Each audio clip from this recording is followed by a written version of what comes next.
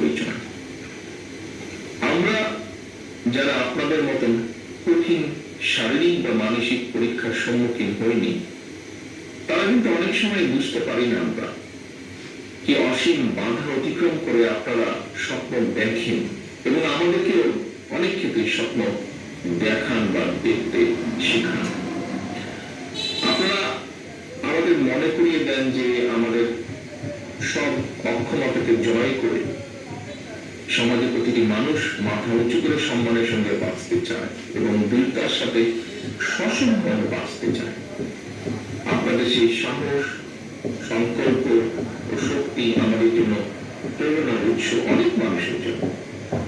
এটি আমাদের উদ্বুদ্ধ করে একটি সাম্য, মানবিক মর্যাদা এবং সামাজিক সুবিচারের ভিত্তিতে অন্তর্ভুক্তিমূলক একটা বৈষম্যহীন বাংলাদেশ গড়ে তোলার লক্ষ্যে কাজ চালিয়ে যেতে।